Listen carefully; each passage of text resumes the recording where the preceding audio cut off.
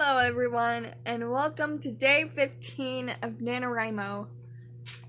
Okay, so, here's the deal. I have not written anything today, let alone have I not done a writing prompt and read a pep talk today because we don't have time, because we were all getting ready for church.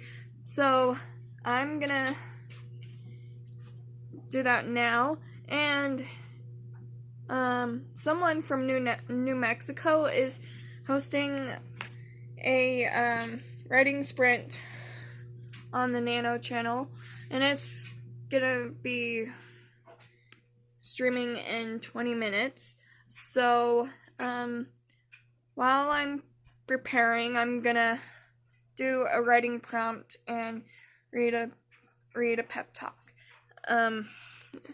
If I have time to blog about that. If not, then I will update you, but that's kind of my plan. So yeah, let's get right into it. Alright, so I did a writing sprint on the Nano channel, and it was being hosted by Sonia from New Mexico. So thank you, Sonia, for hosting this writing sprint. And so we did 3 writing sprints, but I missed one because I missed the first one because I was outlining the story. Well, I was outlining the chapter that I'm starting right now. I started chapter 32, and I'm so excited because I'm excited about the direction that my main character is going. So, yes, but anyways, I only did 2 writing sprints because, like I said, I missed one because I was outlining the chapter. So the first, which is technically the second, was 10 minutes, and I've written 148 words. And, the second one was 15 minutes, and I've written 251. And, in total, I've gotten 517 words, which is not a lot, but I can write more because I write more when I write in an hour. So yeah, and as promised, I did my writing sprint. I did my writing prompt, and I read a pep talk. So, let's start with the writing prompt. So the writing prompt for the day is write about being in hospital. And that for me was easy, hands down, because I've had an experience for when I was put in the hospital. It was really scary. So yeah. Basically it was 2015, and I was 14 years old, and it was the end of summer, and I started to not feel good. My stomach was hurting, and I became very nauseous, and I couldn't eat anything. I could not keep anything down. But then the day after, I was having this pain in my lower abdomen, and I don't know what that was. My parents don't know what it was either, and I told them. Well, actually, I'm not gonna explain the details because it's TMI. So we started to think that something weird is happening to me, and we went to the doctor, and they they thought that it was just an infection. But a couple days later, well, so they had me take this extract um for my treatment. But then a couple days later, I was in so much pain. I was screaming in pain through the entire day, and my older sister called my parents, and my parents stopped whatever they were doing, and they immediately went back home. And as soon as they got back home, they immediately took me to the doctor, and the doctor said that I need to go to the hospital. And right before they took me to the hospital, my aunt and uncle came over to our house, and both my dad and my uncle gave me a blessing. I don't remember what the blessing was. I think it was like, I hope, well, I think it was a blessing that, I will be okay, and that I will feel better, and I would be healed. So, yeah, anyways, they gave me a blessing, and then we got to the hospital. The nurse could tell that I was in pain because I was bent over when I walked in, and they took me in and put IVs in. I tried to sleep overnight, but the pain just kept getting worse, and I screamed throughout the night. So it was pretty rough, and we went to get we went to get an X-ray. We got an ultrasound. We got a CAT scan, etc. And then later we found out that my appendix has ruptured. And I have to stay in the hospital for 2 weeks, which is really, really rough. So, yeah, that's my experience. Okay, so, basically, this pep talk that I read is from Scott Westerfield, and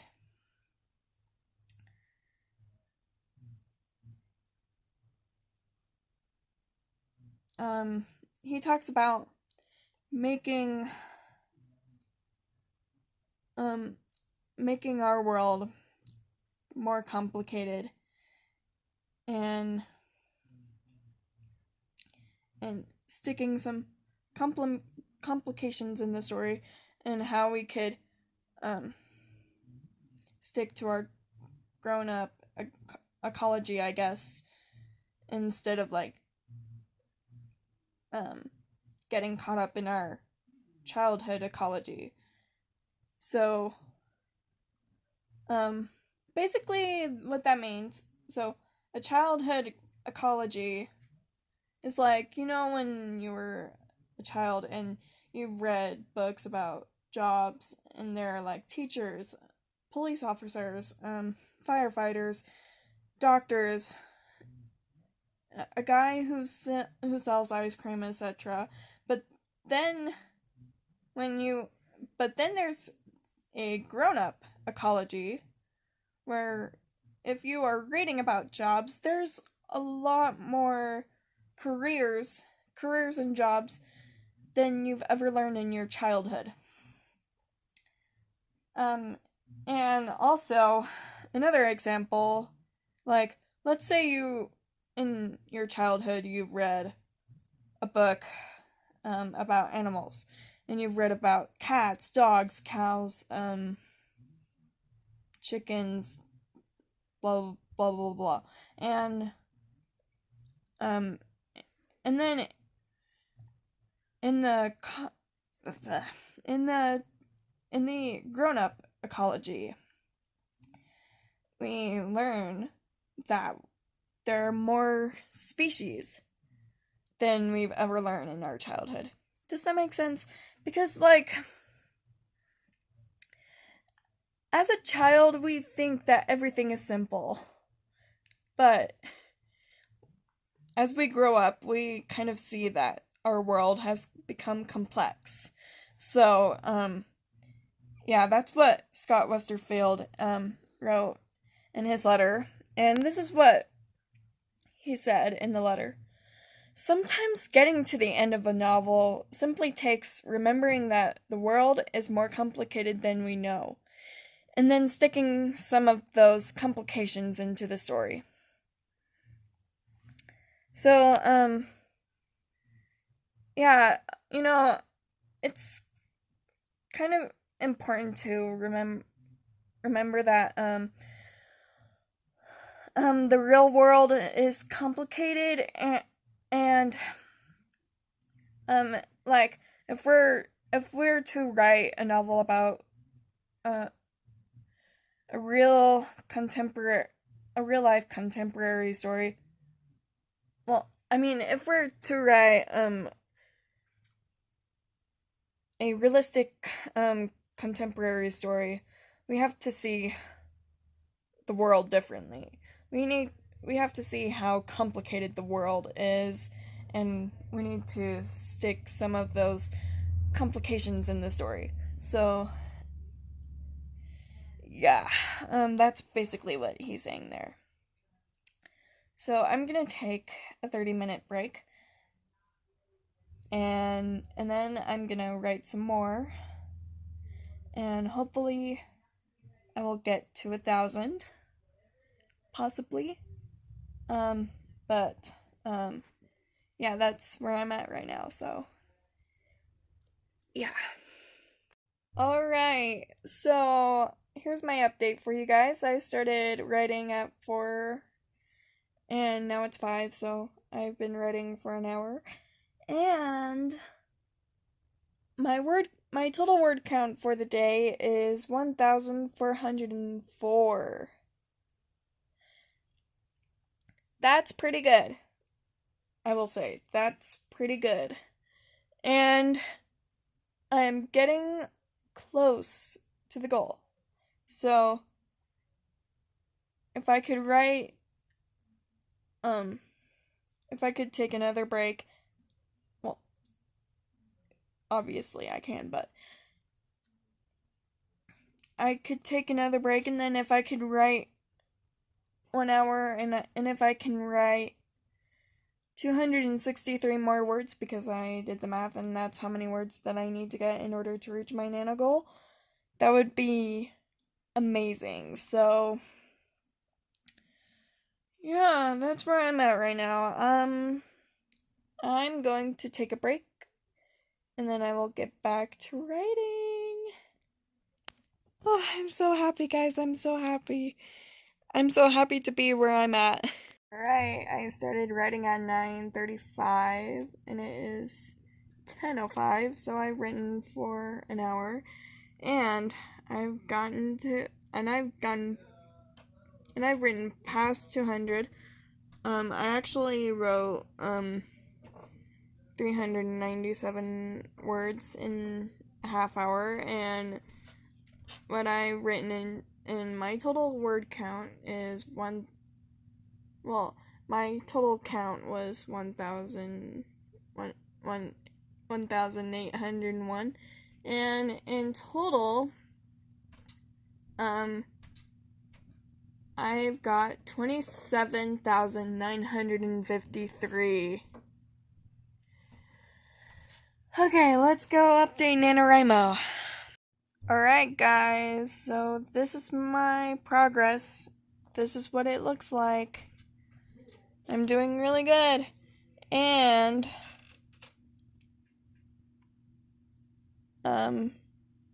I'll just show you guys how I'm doing so far on this graph here.